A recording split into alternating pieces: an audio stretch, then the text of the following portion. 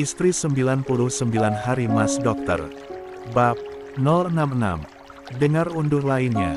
Tapi, saat berbalik badan setelah menutup gerbang, bak, tak sengaja lengannya menyenggol lengan seorang perempuan yang sedang membawa tumpukan buku di dadanya membuat perempuan itu hampir terjatuh.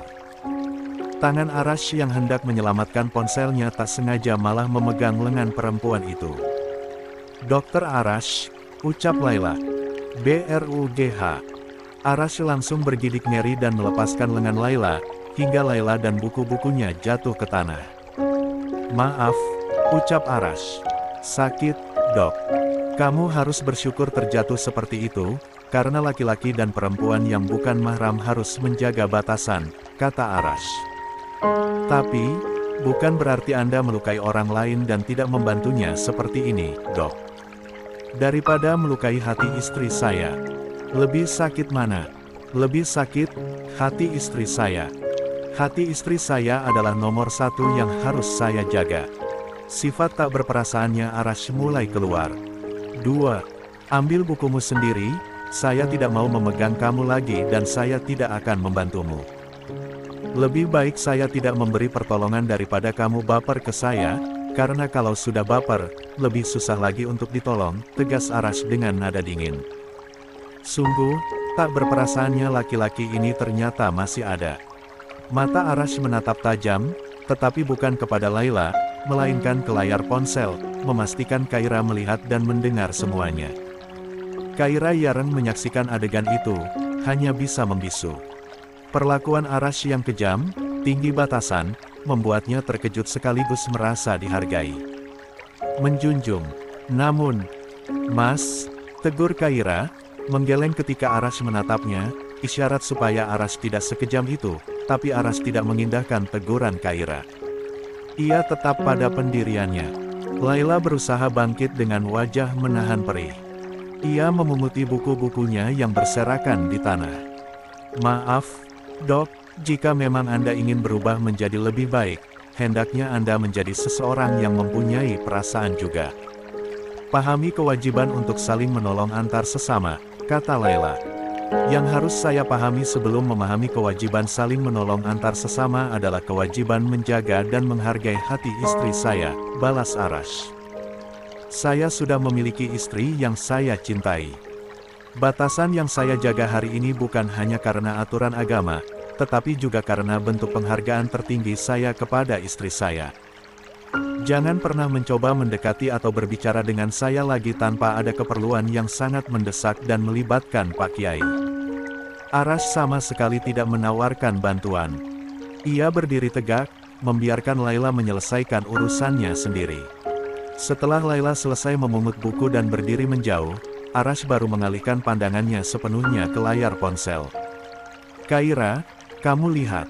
Ini adalah bukti komitmenku. Aku tidak akan pernah mengkhianati kamu, apalagi menyakiti hati kamu. Apapun yang terjadi, kamu adalah prioritasku," ujar Arash dengan nada yang jauh lebih lembut, kontras dengan kekasaran yang baru saja ia tunjukkan kepada Laila.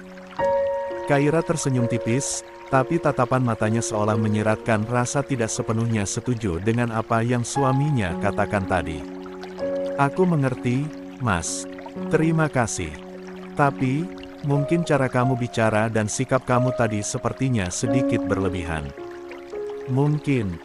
Tapi, lebih baik berlebihan daripada memberikan celah sedikit pun untuk orang lain, apalagi wanita lain. Aku hanya ingin kamu tidak meragukanku lagi, Kaira. Sekarang, kita fokus jalan-jalan. Fokus kita hanya kebersamaan kita, bukan urusan orang lain," pungkas Arash. Kaira menghela napas. Ya, memang begitulah suaminya itu. Jika ia tidak mau dengan kehadiran sesuatu, ia akan bersikeras menolak, seperti halnya Arash yang nekat menceraikan Kaira saat ia belum tahu kalau Kaira ternyata perempuan yang dicarinya selama ini, yaitu Nara. Arash memutar badannya dan berjalan perlahan menyusuri jalan setapak di sekitar pesantren, sesekali mengarahkan ponselnya ke pemandangan sekitar seperti taman kecil, pepohonan rindang, dan bangunan-bangunan asrama yang tenang, memastikan Kaira terhibur dan melupakan kejadian barusan. Jadi, sekarang, Pak dokter ini sudah paham arti setia? Tanya Kaira, dengan nada meledek. Arash tersenyum tipis. Ia mengarahkan ponselnya ke langit biru yang dihiasi awan tipis di atas pepohonan rindang. Ya, sekarang, aku paham bahwa kesetiaan adalah tindakan, bukan hanya kata-kata, Kaira. Dan tindakanku. 3. Barusan adalah untuk melindungi diriku sendiri dari fitnah dan kamu dari keraguan. Kamu harus tahu, saat belajar di sini, fokusku hanya kamu, dan calon anak kita, jawab Arash. Hati Kaira terasa hangat mendengar jawaban Arash. Namun, jauh di lubuk hatinya, ia tetap menyemogakan hati Arash tetap teguh seperti ini, sebab ujian terbesar laki-laki adalah perempuan. Arash segera memutar badannya dan melanjutkan langkahnya, memerhatikan jalan untuk memastikan ia tidak lagi menyentuh siapapun. Ia fokus mengarahkan ponselnya ke pemandangan sekitar, berusaha mengalihkan perhatian Kaira dari ketegangan barusan. Aku melihat ketenangan yang luar biasa di sana, Mas. Udara di sekitarmu pasti sejuk sekali, ujar Kaira, suaranya terdengar tenang, meski masih ada sisa-sisa rasa tidak enak atas perlakuan Arash terhadap Layla tadi. Arash mengarahkan ponsel ke hamparan sawah hijau di seberang tembok pesantren, yang disinai matahari pagi yang lembut. Ia berjalan perlahan, melewati deretan pohon mangga yang berbuah lebat di sepanjang jalan setapak. Ini adalah pemandangan di belakang asrama santri putri. Mereka memiliki suasana yang sangat teduh. Pak Kiai memang sengaja menata lingkungan ini agar para santri bisa belajar dengan tenang dan damai, jelas Arash, bertindak seperti pemandu wisata dadakan. Kaira tersenyum. Indah sekali, Mas. Aku jadi membayangkan kita bisa berjalan-jalan di sana bersama nanti, setelah kamu pulang dan anak kita lahir. Karena jujur, Mas, aku sangat suka suasana pesantren. Sudah lama aku tidak merasakannya. Arash menghentikan langkahnya di depan sebuah kolam ikan yang airnya bening, menampilkan bayangan pepohonan di sekitarnya. Tentu saja, Kaira. Aku sudah berjanji, kita akan berkunjung ke sini bersama. Sekarang, kamu harus jaga kesehatan. Tidak usah terlalu menuntut dirimu atas hal-hal yang memberatkan. Kaira mengangguk. Insya Allah. Kaira merasa sedikit tenang walaupun pikirannya melayang ke percakapannya dengan papanya di ruang kerja papanya waktu itu. Sampai sekarang, Kaira merasa tidak tenang, gelisah, dan bimbang. Tapi, apapun yang terjadi, ia harus tetap menerima kenyataan walaupun kenyataan itu pahit. Arash terdiam sejenak di depan kolam ikan. Ketenangan kolam dan bayangan pepohonan menjadi latar belakang yang damai bagi obrolan sepasang suami istri itu dari panggilan video, meskipun pikiran Kaira masih berkelana pada masalah keluarganya. Tiba-tiba, wajah Kaira berubah. Matanya berbinar aneh, dan tangannya refleks mengusap perutnya yang sudah membesar. Mas, panggil Kaira, dengan suara yang tiba-tiba melembut. Ya, perut kamu sakit? Tanya Arash, cemas melihat perubahan ekspresi mata Kaira yang mendadak. Kaira menggeleng cepat. Enggak, aku hanya tiba-tiba ingin sesuatu. Apa, sayang? Katakan, aku selalu siaga untukmu sekalipun kita LDR di sini. Aku akan meminta Dion untuk membelikan makanan atau apapun yang kamu inginkan di sana, jawab Arash, tegas. Tapi, aku nggak mau makanan, Mas. Terus, sesuatu yang harus kamu lakukan. Arash mengerutkan kening, wajah dinginnya menunjukkan kebingungan. Melakukan sesuatu. Apa maksudmu, Kaira? Jangan-jangan ini karena bawaan bayi.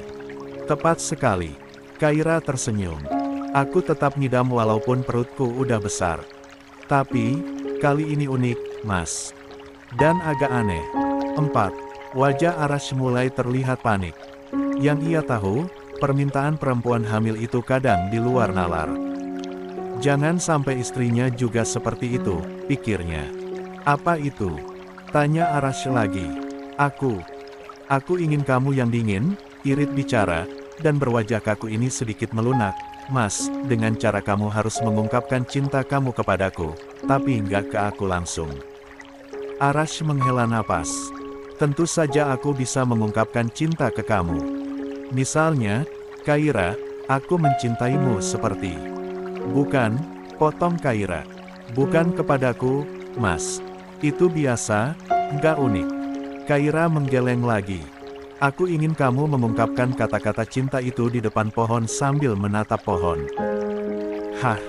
Arash tercengang, ia terdiam. Ekspresi wajahnya yang semula cemas kini berganti menjadi campuran antara kaget dan tidak percaya. Ia melihat ke pohon mangga terdekat. Bagaimana jadinya jika ia harus romantisan dengan pohon? Kaira, kamu sedang hamil, sayang, bukan sedang melawak. Itu pohon, Kaira. Mana mungkin aku yang merupakan dokter dan santri yang sedang belajar agama malah berkata-kata cinta kepada pohon. Apa kata orang? Protes Arash, suaranya naik 1 oktav karena terkejut. Kaira menurunkan pandangan. Baiklah, Mas, nggak jadi. Maaf, ya, cek. Jika Kaira sudah seperti itu, mustahil Arash tidak akan luluh. Arash menghela napas panjang, menimbang antara harga dirinya yang dingin dan keselamatan janin yang dicintai istrinya. Ia memutar badan, menghadap pohon mangga yang rindang. Ia memegang ponselnya erat-erat, memastikan Kaira menyaksikan adegan memalukan ini. Baiklah, demi kamu dan anak kita, ucap Arash pasrah. Mata Kaira langsung berbinar, senang. Arash mengatur napas, memosisikan dirinya seperti sedang berbicara dengan Kaira secara langsung. Tepat, pada saat itu, 2 orang santriwati berjalan melewati jalan setapak di belakangnya sambil membawa tumpukan buku, sama seperti Laila sebelumnya. Arash tidak mengindahkan mereka, ia tak peduli, daripada istri dan anaknya ngambek. Ia menatap pohon mangga itu dengan tatapan yang dipaksakan. Kaira, kamu seperti pohon yang batangnya kokoh dan daunnya rindang. Kokoh karena kuatnya harga dirimu dan rindang karena teduhnya hatiku saat bersamamu. Arash memulai. Masya Allah. Keren. Lagi, Mas, kata Kaira, merekam adegan itu dengan perekam layar. Arash memejamkan mata sesaat, lalu membukanya, kini dengan sorot yang sedikit lebih meyakinkan. Baik. Pohon mangga ini terlihat anggun seperti dirimu, Kaira, tempatku berteduh dari terik dunia. Kehadiranmu adalah penguat jiwa bagiku. Aku mencintai ketenangan yang kamu berikan. Jangan pernah layu seperti pohon mati, karena kepergianmu akan menjadi duka yang terdalam di hidupku. BRUGH. 2 santriwati yang baru saja lewat itu sontak berhenti. Mereka saling pandang dengan ekspresi terkejut yang luar biasa. Salah satu dari mereka, yang lebih muda, refleks menjatuhkan buku yang dipegangnya. Astaghfirullahalazim. Itu Dr. Arash. Beliau bicara dengan pohon. Bisik salah satu santriwati, sambil menutup mulutnya. Beliau bilang mencintai pohon itu. Ya Allah, jangan-jangan beliau kesurupan jin penunggu pohon besar itu. 5. Kayak santriwati kelas 7 kemarin. Balas santriwati lainnya. Bukan kesurupan kayaknya. Mungkin beliau terlalu menjaga jarak dengan wanita sampai-sampai hanya pohon yang didekatinya untuk membayangkan istrinya. Aku yakin beliau kesurupan mungkin. Kita lapor Pak Kiai dan Bu Nyai saja. Sementara para santriwati berbisik ketakutan dan keheranan, Arash kembali menatap ponselnya dengan wajah memerah. Sudah, ya Kaira. Sudah cukup. Nidammu sudah terlaksana. Aku harap kamu dan anak kita nggak ngambek. Tegas Arash, memutar badannya dan berjalan cepat, meninggalkan pohon dan santriwati yang masih terkejut di belakangnya. Di layar ponsel, Kaira tertawa-tertawa kecil hingga memegangi perutnya. Terima kasih, Mas. Kamu ternyata bisa kelihatan lucu juga. Arash hanya menggelengkan kepala, sifat dinginnya seolah melunak hanya karena tawa istrinya. Hanya kamu yang bisa membuatku seperti ini. Malam ini adalah malam yang dinanti-nantikan Elora dan Nadine. Mereka berdua sama-sama mendapatkan janji dari Bram. Entah, janji mana yang akan Bram tepati, akan terjawab malam ini. Kaira tersenyum melihat wajah cantik Elora yang sedang dirias dengan begitu anggun. Masya Allah, Mama sangat cantik, puji Kaira. Elora tersenyum. Ia menatap pantulan Kaira dari cermin di depannya. Terima kasih, Kaira. Yang pasti, kamu pasti jauh lebih cantik dari Mama. Kaira tersenyum di balik cadarnya. Oh, ya, Ma. Mama sangat bersemangat untuk acara ini. Tentu, sayang, karena kita akan mendapatkan kemenangan di acara ini. Apa yang sudah membuatmu sakit hati akan terbayarkan, jawab Elora. Tapi, Mama berkompetisi dengan putri Mama sendiri. Dokter Nadine, tanya Kaira, hati-hati. Elora tersenyum lembut. Tepatnya bukan berkompetisi, Kaira, tapi memberi pelajaran yang bisa membuat dia sadar. Karena selama ini, Nadine sudah semena menena kepada orang tuanya. Jika dia tidak diberi pelajaran, dia akan celaka sampai kemudian hari. Kaira menghela napas pelan, ia mengangguk dan tersenyum tulus. Mama sangat hebat, ya, dalam mendidik putrinya. Kalau putrinya benar, Mama akan bela. Tapi, kalau salah, Mama akan tegaskan. Bahkan, Mama tidak pandang bulu dalam memberikan hukuman. Tentu saja, sayang, tanggung jawab orang tua itu besar. Jika dengan kata-kata dan tindakan anaknya tidak mau kembali ke kebaikan, orang tua harus memberikan ketegasan, daripada anaknya itu celaka, jawab Elora. Kaira tidak menjawab, ia hanya memberikan senyuman dengan pancaran tulus dari kedua mata indahnya. Beda halnya dengan Nadine, ia sudah siap dan berjalan anggun ke ruang acara itu berlangsung. Ia sudah siap dengan janji papanya yang akan ditepati hari ini. Halo, keponakan Om yang cantik. Dek, langkah Nadine yang santai, tiba-tiba terhenti mendengar sapaan yang terdengar akrab di telinga Nadine.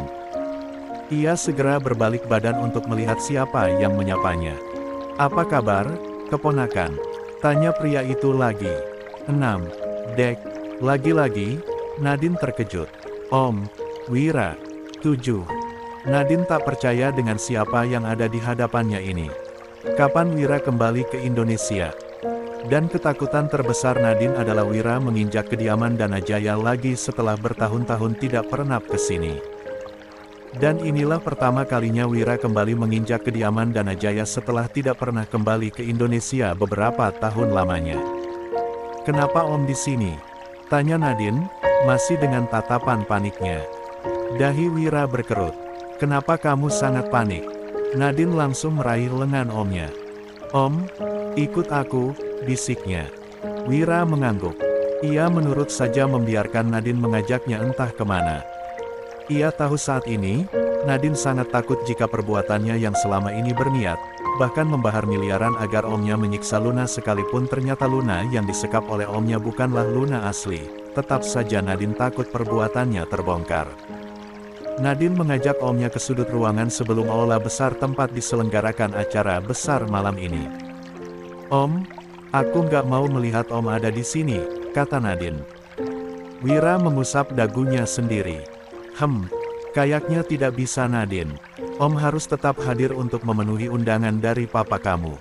Acara ini bukan sekadar acara perusahaan, tapi keluarga. Jelas Om harus di sini. Tapi, Om, Nadine tidak melanjutkan ucapannya, saking ia merasa takut membayangkan apa yang bisa terjadi. Wira tersenyum licilek melihat kepanikan di wajah keponakannya itu. Bagaimana Wira bisa melewatkan kesempatan emas ini? Sangat jarang ia melihat Nadine panik sendiri seperti ini. Apa yang kamu takutkan, Nadine? Tanya Wira, tersenyum licik. Nadine mengepalkan tangannya seraya meremas dres panjang yang ia kenakan. Ia yakin omnya ini tahu apa yang membuatnya takut, tapi Wira masih saja bertanya. Om, aku yakin Om tahu, kata Nadine. Wira mengusap dagunya sendiri, ia berdeham, lalu menatap penuh kedua mata Nadine, seolah sedang mencari jawaban yang sejelas-jelasnya. Sepertinya, kamu takut ketahuan papa dan mama kamu kalau kamu pernah bekerja sama dengan Om. Tebak Wira. Ya, tentu saja itu yang ditakutkan oleh Nadine saat ini. Nadine sangat takut jika semuanya terbongkar di acara ini. Nadine mengangguk dengan cepat. Iya, Om. Apa Om bisa menjaga rahasia itu? Tidak, jawab Wira, dengan santainya. Tentu membuat Nadine semakin ketakutan. Om, jangan keterlaluan. Acara ini sangat penting untukku. Papa akan membuatku menjadi pemenang di acara ini. Tolong, jaga rahasia itu, Om, jangan rusak acara ini. Setelah aset Mama jatuh ke tanganku juga, aku bisa memberikannya sebagian ke Om. Mana bisa Wira dapat dibungkam hanya dengan sebuah janji. Pria ini sangat licik dalam mengambil keuntungan sendiri. Maaf, Nadine, kali ini, Om tidak bisa membantumu. Daripada Om membantumu, lebih baik Om jujur saja ke papamu tentang perbuatanmu. Dengan itu, Om akan meminta imbalan yang tentunya untungnya lebih besar daripada membantumu. 8. Dek, dada Nadine langsung terasa sesak. Membayangkannya saja Nadine sudah panik bukan main. Om jangan gila. Cecar Nadine. Om ini sangat pemalas. Beda sekali dengan Papa. Om tidak mau berusaha, hanya ingin mendapatkan uang dengan instan. Wira tertawa. Haha. Om senang memiliki sifat pemalas dan tidak perlu berusaha keras untuk mendapatkan uang, karena sifat Om itu turun ke kamu. Tangan Nadine semakin mengepal sekuat-kuatnya. Ia tak habis pikir dengan jawaban Omnya yang sama dengan jawaban mamanya yang menganggap Nadine hanya ingin berhasil tanpa berusaha. Om, namun, wajah Nadine tiba-tiba memelas lagi. Apa yang bisa aku berikan atau lakukan agar Om mau tutup mulut di acara ini? Wira tampak sedang berpikir keras. Kalau uang saja, Om sudah bosan. Coba carikan perempuan yang bisa menemani Om malam ini. Otomatis Om akan sibuk dengan perempuan itu dan memilih tidak hadir di acara ini. Mata Nadine langsung menyipit. 0 meter mau perempuan seperti apa? Perempuan yang lebih menantang. Om tidak mau yang biasa-biasa saja. Nadine kembali berpikir keras. Tampaknya, ia punya ide menarik untuk itu. Nadine memangkas jarak di antara dia dan Omnya untuk berbicara lebih pelan agar tidak ada yang melihatnya. Kebetulan sekali, Om. Di acara ini, ada perempuan yang berpakaian paling kontras di antara semua orang. Dia sangat tertutup, tapi aku mau dia terbuka di depan Om, dan dilihat langsung oleh Papa dan Mama supaya mereka membenci dia, kata Nadine. Wira menyipitkan mata. Siapa? Nadine mengedarkan pandangan. Dia sepertinya belum ke sini. Tapi, nanti, kalau dia ke sini, Om langsung seret paksa saja. Namanya Dr. Kaira. Dia bercadar dan berpakaian tertutup tentunya. Dan yang paling penting, Om nggak mau perempuan yang tertutup wajahnya. Bisa jadi dia menutup wajah karena buruk rupa, potong Wira. Cek, Nadine berdecak. Aku belum selesai bicara, Om. Perempuan ini beda. Dari matanya saja, dia sudah terlihat sangat cantik. Bahkan, dia menjadi perempuan yang dinikahi oleh Dr. Arash. Halah. Dinikahi oleh Dr. Arash itu nggak menjamin perempuan itu cantik, karena dia pernah cinta mati ke Luna yang buruk rupa. Nadine mengepalkan tangan, amarahnya memuncak mendengar ucapan Wira, karena ia teringat bagaimana Arash menolaknya hanya demi memilih adiknya, yaitu Luna, di masa lalu. Begini saja, Om lihat dulu perempuan ini. Aku yakin, Om akan penasaran kalau sudah melihat matanya. Pokoknya, aku mau Om merusak dia sampai suaminya jijik kepada dia, kata Nadine. Dia juga sedang hamil, Om. Bukankah akan membuat Om merasakan yang berbeda? Bisik Nadine. Wira tampak berpikir. Menarik juga penawaran dari keponakannya ini. Baiklah. Kalau dia sesuai harapan, Om turuti permintaan kamu. Oke. Tapi, kalau nggak berhasil, kamu harus berikan uang tutup mulut yang nominalnya sangat besar ke Om. Tenang saja, Om. Asal Om mau tutup mulut, aku akan melakukan apa saja, jawab Nadine. Wira tersenyum licik. 9. Setelah Nadine pergi, Wira masuk ke aula besar tempat diselenggarakannya acara itu. Wira meneguk segelas anggur bersoda yang disuguhkan kepadanya. Wira tersedak melihat kedatangan Elora, Tapi bukan Elora yang membuat Wira terkejut, tetapi perempuan di sampingnya, yaitu Kaira. Kaira masuk ke aula mega itu bersama Elora. Wow, benar-benar menantang, gumam Wira. Wira berbalik badan dulu, supaya wajahnya tidak terlihat oleh Elora. Tapi, sia-sia saja, karena Elora sudah lebih dulu melihatnya. Adik ipar, panggil Elora. Wira tersenyum licik. Ya, kakak ipar. Ia berdiri. Kamu di sini? Tanya Elora. Wira mengangguk. Ya, aku diundang suamimu. Elora mengerutkan kening. Mungkin, ia merasa bingung melihat Bram yang mengundang banyak orang termasuk Wira. Kamu datang bersama siapa? Tanya Elora. Sendiri, jawab Wira. Oh, aku pikir, kamu sudah beristri, Wira. Bolehlah perempuan di sampingmu menjadi istriku, kakak ipar. Tatapan Elora langsung berubah tajam kepada Wira. Jangan kurang ajar, Wira. Kaira sudah aku anggap anak sendiri. Kamu jangan melampaui batas ke dia. Lihat perutnya, dia juga sedang hamil. Kaira refleks mengusap perutnya. La menunduk melihat perutnya yang membesar. Tenang saja, nak, kamu akan aman, batin Kaira. Kamu menganggap dia sebagai anakmu, kakak ipar, sedangkan anak kandungmu kamu benci. Tanya Wira. Elora tersenyum.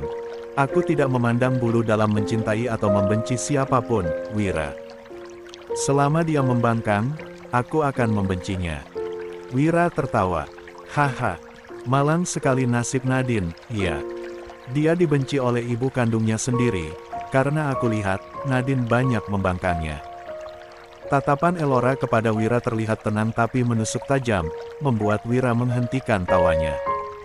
Maaf, kakak ipar, kalau aku tertawa berlebihan, kata Wira.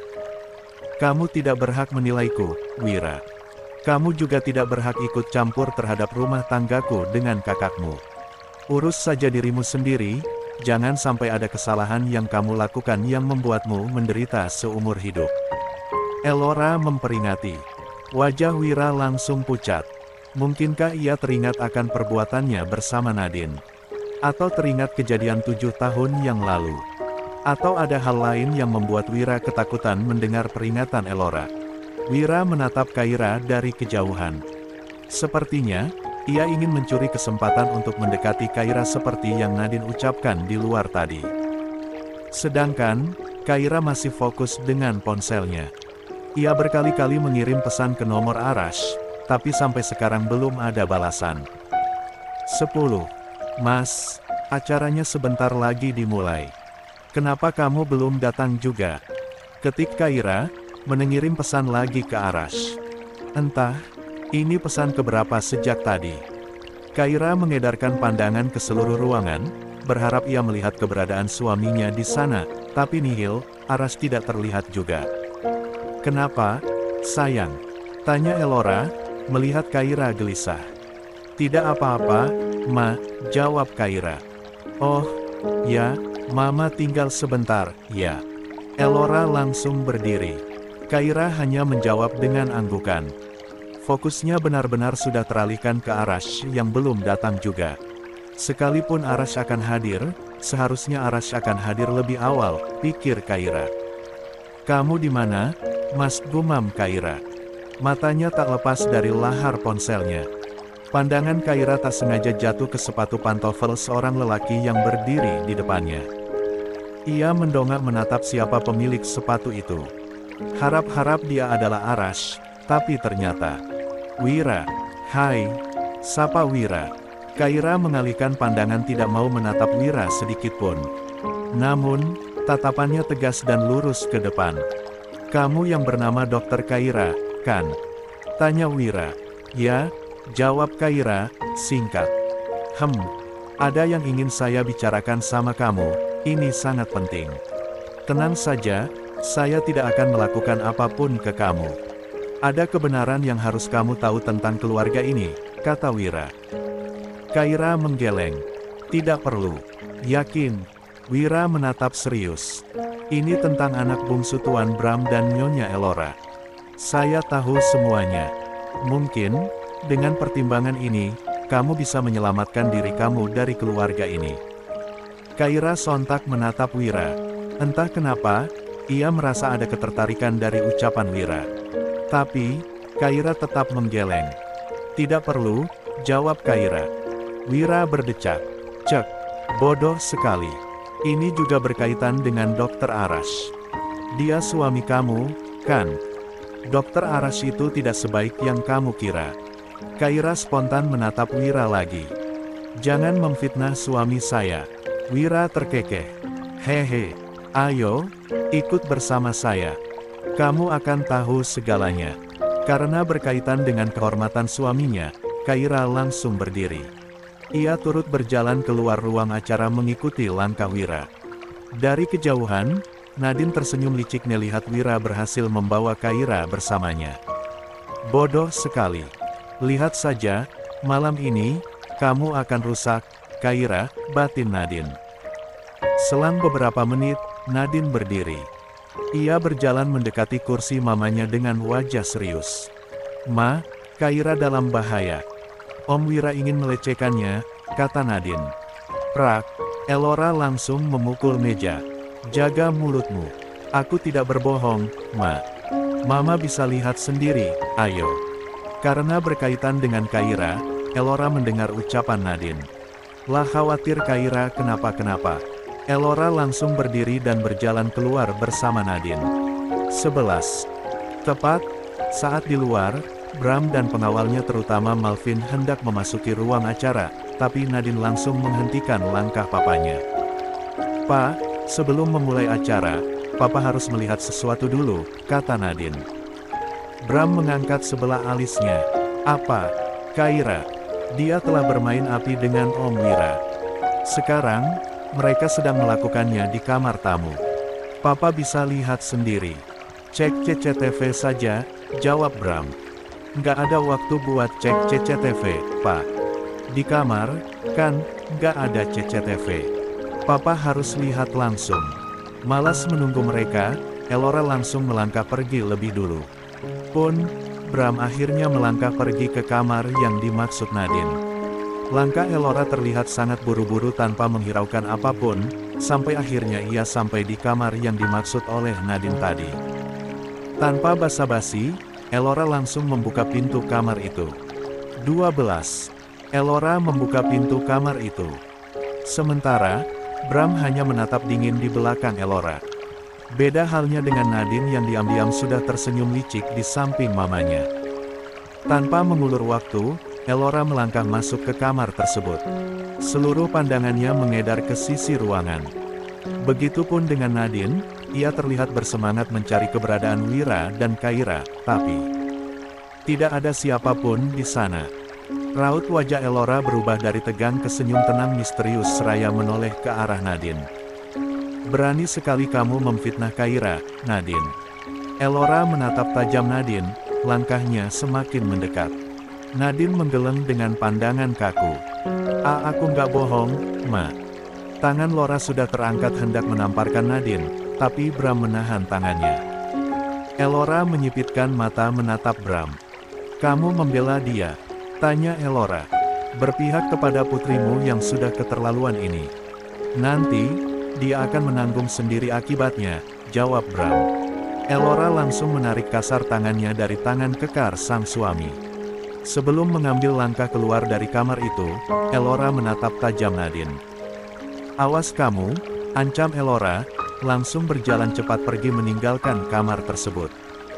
Sedangkan, Nadine langsung meraih lengan papanya. Pa, terima kasih sudah melindungiku. Tapi, tadi, Papa bilang, nanti, dia akan menanggung sendiri akibatnya. Apa sebenarnya Papa berpihak ke Mama? Bram tersenyum sangat tipis. Ia kemudian mengusap belakang kepala Nadine dengan lembut. Tentu tidak, Nadine. Sudah Papa katakan kepadamu, kita akan sama-sama mengelabui Mama kamu. Dengan cara seperti tadi, Mama kamu akan percaya kalau Papa memang berpihak padanya dengan pura-pura baik ke kamu. Tapi, saat acara nanti, dia sendiri yang bertekuk lutut padamu.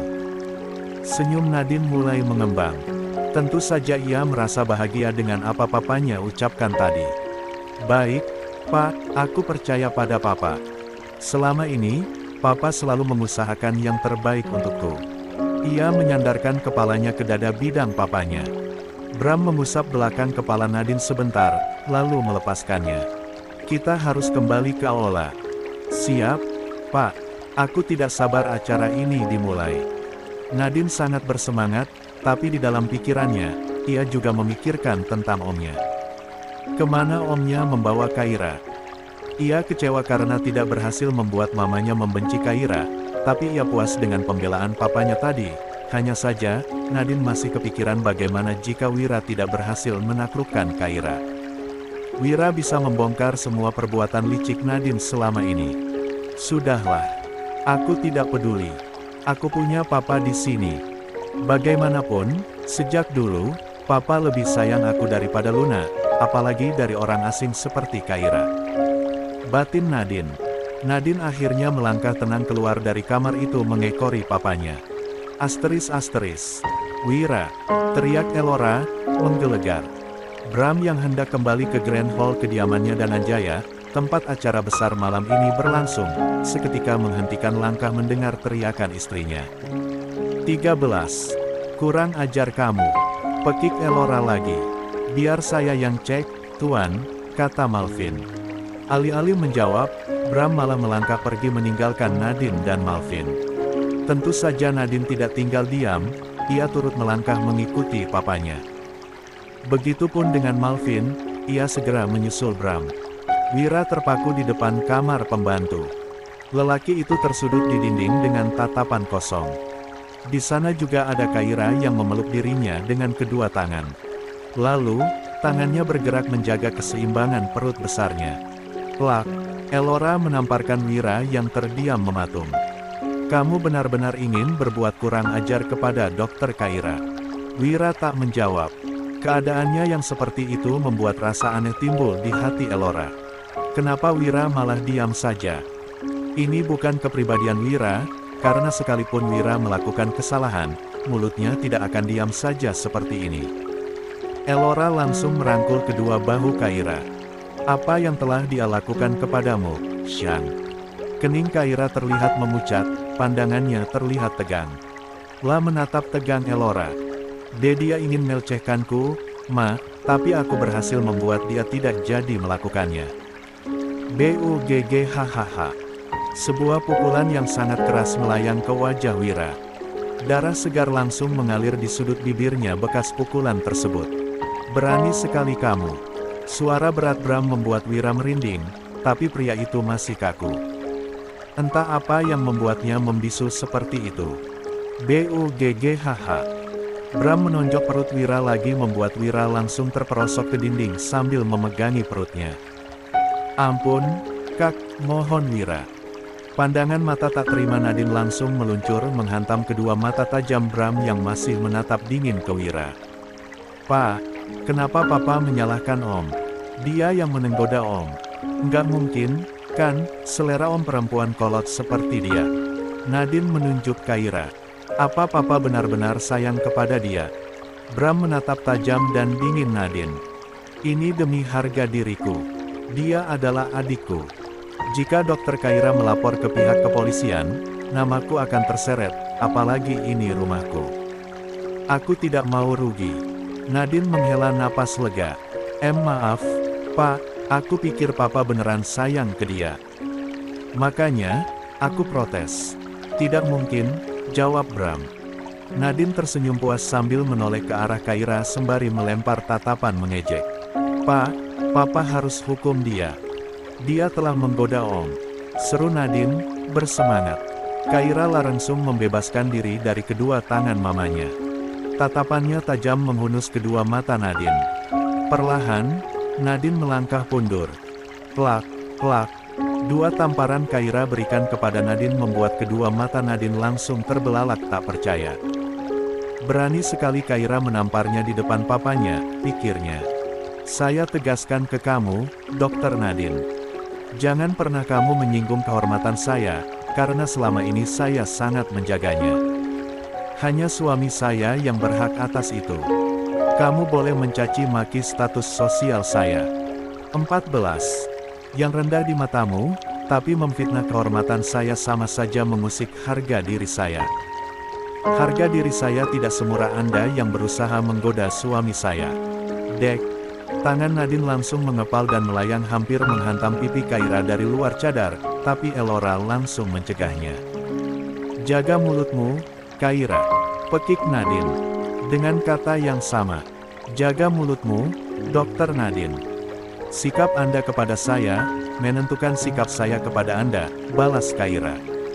Rahang Nadine sudah mengetat. Ia langsung menoleh ke papanya seolah meminta pembelaan. Pak, tolong hukum dia, kata Nadine, menghampiri papanya. Sebentar lagi dia dan mama kamu akan menerima hukuman. Biarkan saja mereka merasa menang dulu, bisik Bram. Nadine menggertakkan giginya.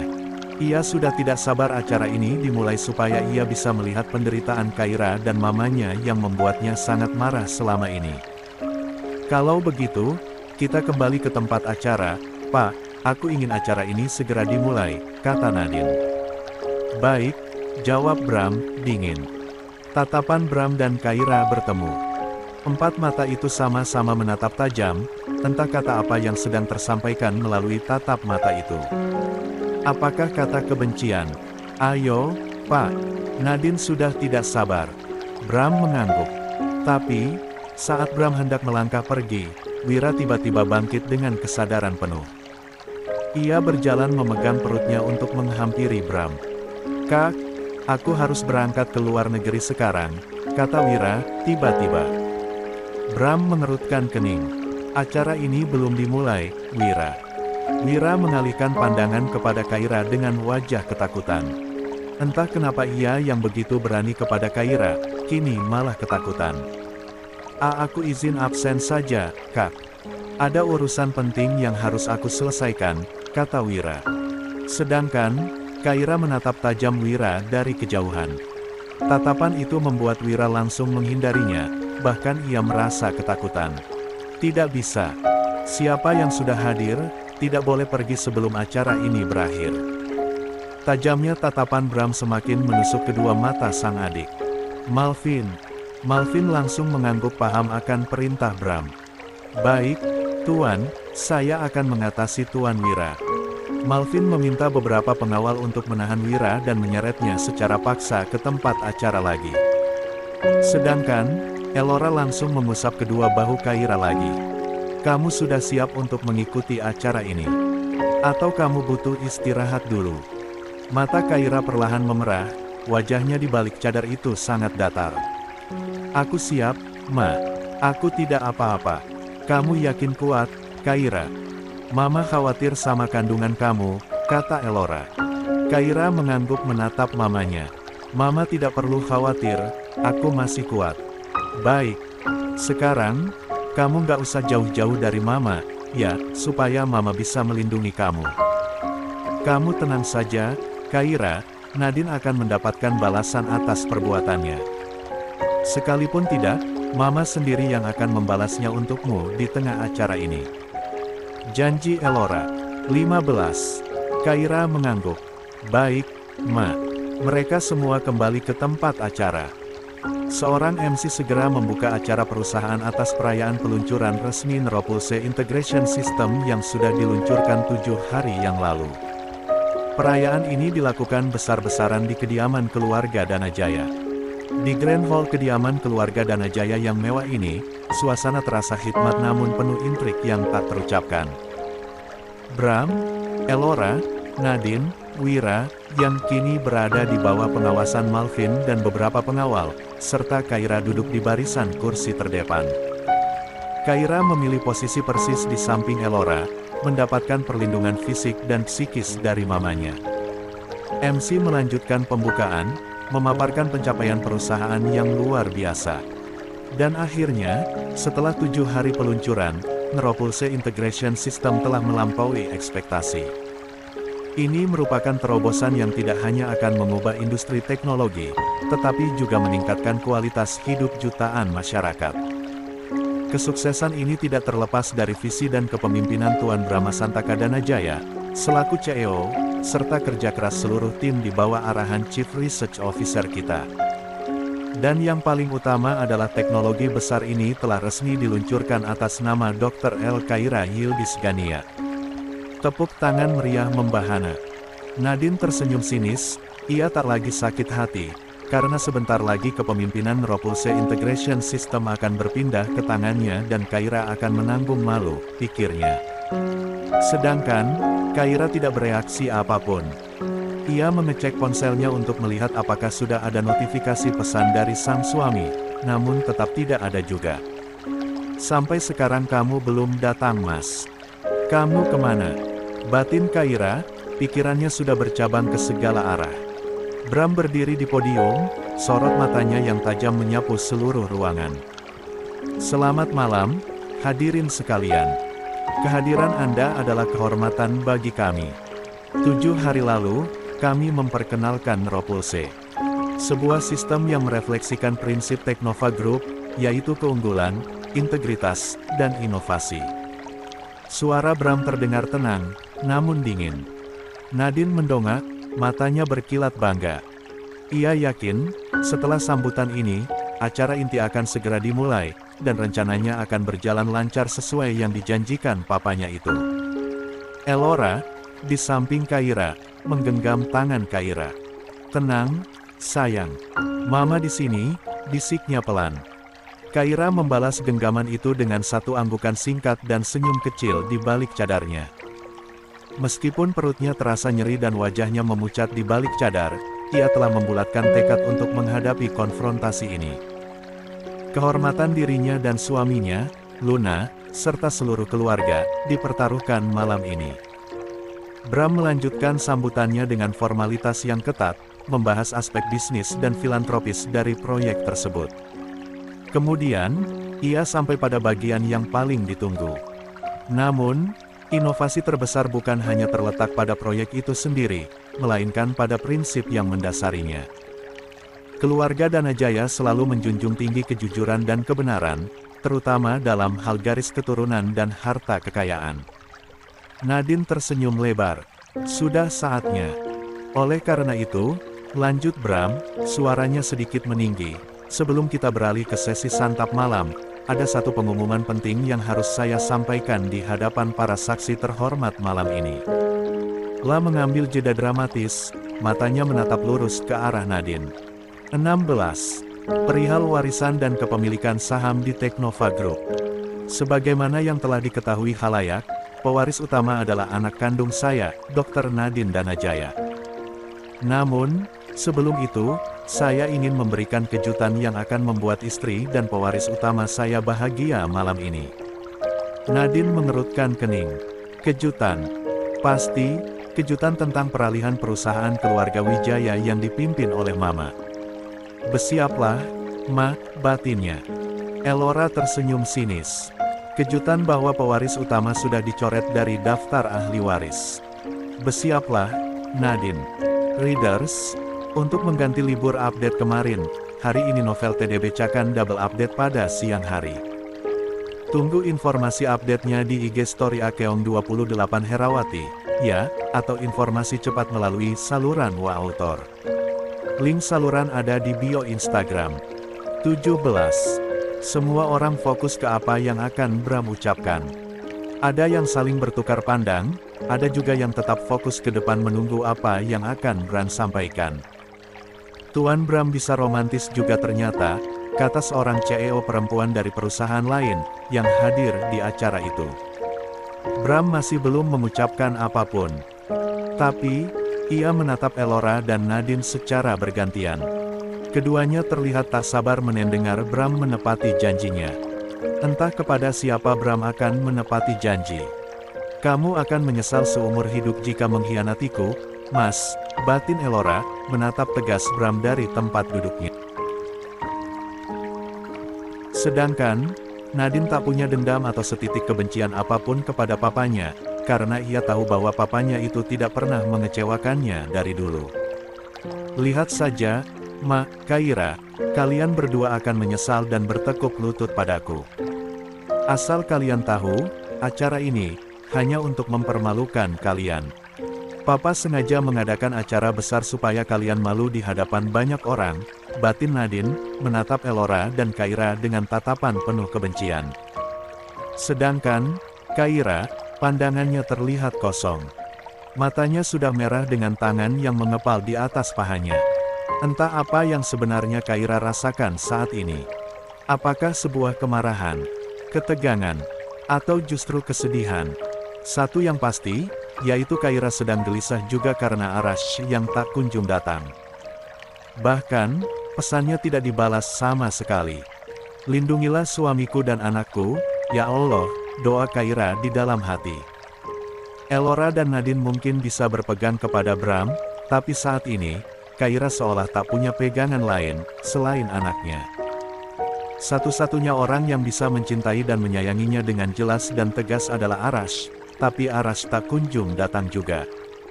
Kamu harus kuat, nak. Bunda janji akan selalu melindungi kamu. Bahkan, jikalaupun nyawa mama terancam, kamu yang akan mama selamatkan duluan, batin Kaira, mengusap perutnya. Elora menoleh ke arah Kaira menyadari gerakan tangan Kaira yang mengusap perutnya dengan tangan mengepal, seolah sedang mencari kekuatan di sana. Tangan Elora meraih tangan Kaira dan menggenggamnya. Apa yang kamu takutkan, Kaira? Mama di sini. Bahkan, sekalipun harus melawan suami mama sendiri, tidak apa-apa, demi melindungi kami. Kaira hanya tersenyum tipis di balik cadarnya dan mengangguk. Wira langsung berdiri, ia hendak mengambil kesempatan untuk pergi dari sini, tapi saat ia melangkah, Malvin dengan sigap menahannya. Anda mau kemana, Tuan Wira? Tegur Malvin, menahan bahu Wira. Jangan kurang ajar kamu. Lepaskan saya, tegas Wira. Saya harus tegas demi menjalankan perintah dari Tuan Bram. Anda tidak boleh kemana-mana sebelum acara ini berakhir, balas Malvin. Beberapa pengawal tidak tinggal diam. Mereka pun langsung memegang lengan Wira dan membuat Wira duduk kembali ke kursinya.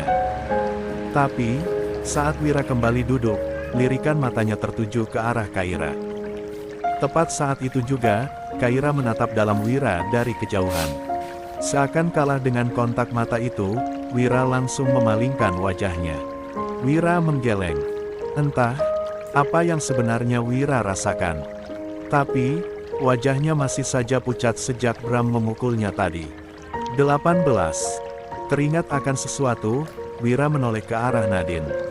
Tangannya mengepal kuat-kuat menunggu Nadine menoleh ke arahnya, tapi Nadine sama sekali tidak menatap ke arah omnya itu. Duduklah dengan tenang, Tuan Wira, tegur Malvin, menyadari kegelisahan Wira. Nggak usah ikut campur kamu, ketus Wira. Malvin menghela napas kasar, ia geleng-geleng seraya kembali menegakkan badan untuk menatap ke arah depan. Ada senyum yang sangat tipis tersembunyi di balik wajah Bram, menatap Elora, Kaira, dan Nadine. Lah kemudian kembali mengaktifkan mikrofon di depannya. Baik. Untuk sesuatu yang bisa membuat istri saya bahagia, akan saya umumkan setelah santap malam saja, supaya mereka bahagia dalam keadaan kenyang, kata Bram. Rob, MC ingin bertanya kenapa Bram menundanya, tapi Bram tidak memberi kesempatan. Ia mematikan mikrofon di hadapannya, lalu melangkah turun dari panggung tanpa basa-basi lagi. Bram melangkah tegap ke tempat duduknya semula di antara Elora dan Nadine. Nadine langsung meraih lengan papanya itu. Pak, kenapa papa bilang kabar bahagia untuk aku dan mama? Bukankah kabar bahagia itu hanya untukku? Tanya Nadine, berbisik. Lihat saja nanti, Nadine. Kamu tenang saja, jawab Bram. Bram menoleh ke arah Elora yang duduk santai tanpa menanggapi apapun ucapan suaminya di atas panggung. Kemudian, tatapannya tak sengaja beralih ke arah Kaira yang sejak tadi diam-diam memerhatikan tangan Nadine yang bergelayut manja di lengan sang ayah. Kapankah Kaira merasakan hal yang sama? Sesak rasanya dada Kaira melihatnya. Kenapa kamu ngeliatin aku? Tegur Nadine, kagum ke papaku. Pengen punya ayah seperti papaku ini. Kesepian tanpa ayah di sana. Kenapa kamu nggak suruh aja ayahmu datang ke sini, sebagai pelayan? Iya, menahan tawa. Sesakit-sakitnya hati Kaira, ia tetap mengulas senyum di bibirnya. Kaira tidak mau terlihat lemah di hadapan orang yang memusuhinya. Setidaknya, tanpa kehadiran ayah saya di sini, bisa menjadi bukti kalau saya adalah anak yang berani dan mandiri. Beda halnya denganmu, Dr. Nadine. Kaira menatap kedua mata Bram, tanpa kehadiran papa kamu, mentalmu akan lemah dan kamu tidak akan bisa apa-apa. Saya adalah anak yang mandiri, bukan anak yang selalu bergantung dan merepotkan kedua orang tua, lanjutnya. Elora tersenyum mendengar apa yang Kaira ucapkan, tampaknya ia setuju dengan ucapan Kaira tadi. Elora tidak memanjakan Kaira, ia membiarkan Kaira membela dirinya. Tentu saja ucapan Kaira tadi meningkatkan gelombang emosi di dada Nadine, tapi Nadine menahan dirinya supaya acara ini berjalan dengan cepat. Ia ingin segera melihat penderitaan Kaira untuk membalas rasa sakit hatinya. Nah, Dek. Kaira tersentak mendapatkan panggilan itu. Ia mendongak untuk melihat siapa pemilik suara itu. Kaira langsung berdiri dan meraih tangan Dirga. Ya, dia adalah Dirga. Ternyata, Dirga sudah datang. 19. Pak, ucap Kaira, matanya memerah. Dirga menggeleng. Asteris tidak usah takut. Ada papa di sini. Mata Kaira langsung basah. Entah, yang ia rasakan saat ini adalah sebuah kelegaan, karena kehadiran Dirga seolah sedikit membayar kegelisahannya yang memikirkan Arash walaupun kegelisahan itu tidak akan pernah hilang sebelum Arash datang. Terima kasih, Pak, ucap Kaira. Pak, apa papa tahu kabar suamiku? Itulah, Kaira. Papa menunggu balasan dia dari tadi. Terakhir kali, papa meneleponnya, katanya dia akan berangkat. Tapi, sampai sekarang dia belum sampai. Kamu tenang saja, Arash pasti datang, kata Dirga. Dirga memegang teguh bahu menantunya itu. Bram langsung bangkit dari duduknya. Ia tersenyum tipis kepada Dirga. Dirga menyambutnya dengan senyuman. Selamat datang, Tuan Dirga, ucap Bram. Mereka berjabat tangan. Terima kasih, Tuan Bram. Saya menyayangi menantu saya harap Anda tidak mengecewakan persahabatan kita, kata Dirga. Bram menepuk pundak Dirga. Keduanya berbeda jalur, urusan. Saya harap, Anda paham, ucap Bram. Inilah yang tak bisa Dirga tebak dari Bram. Apa sebenarnya arti dari ucapan Bram? Santap malam akhirnya selesai. Inilah saatnya Bram akan melanjutkan apa yang akan ia umumkan yang katanya untuk kebahagiaan Elora dan Nadine. Bram berdiri dari tempat duduknya. Merapikan jasnya, lalu melangkah tegas ke panggung. Silakan, Tuan, kata MC, mengaktifkan mikrofon. Baik, yang akan saya umumkan adalah sesuatu yang bisa membuat istri dan anak saya bahagia. Dan ini juga kejutan untuk kita semua, kata Bram. Bram menatap Elora dan Nadine, lalu menatap ke semua orang yang terlihat tegang. Apa Tuan Bram akan mengumumkan proyek baru? Kita dengar saja. Tuan Bram susah ditebak. Bram menatap tajam dengan wajahnya yang semakin dingin dan serius. Saya mempunyai 2 putri, kata Bram. Dek, Nadine kaget mendengarnya. Kenapa Bram tiba-tiba membahas itu? Padahal, selama ini, Bram tidak pernah membahas 2 orang anak hanya Nadine yang biasanya ia sebut. Putri sulung saya adalah Dr. Nadine Danajaya. Dan putri bungsu saya adalah Gunara Altaluna Danajaya, ucap Bram. Elora menatap penuh selidik. Apa niat dan tujuan Bram kali ini? 7 tahun yang lalu, Gunara Altaluna Danajaya ditemukan meninggal dunia pasca kecelakaan besar yang menimpanya, lanjut Bram lagi. Kaki dan tangan Wira langsung dingin. Bagaimana? Tidaklah terlibat dalam kejadian itu. Ingin rasanya ia pergi dari saja. Wira berusaha bangkit dari duduknya, tapi Malvin langsung menahan bahu Wira, hingga Wira tak bisa. 20. Bergerak.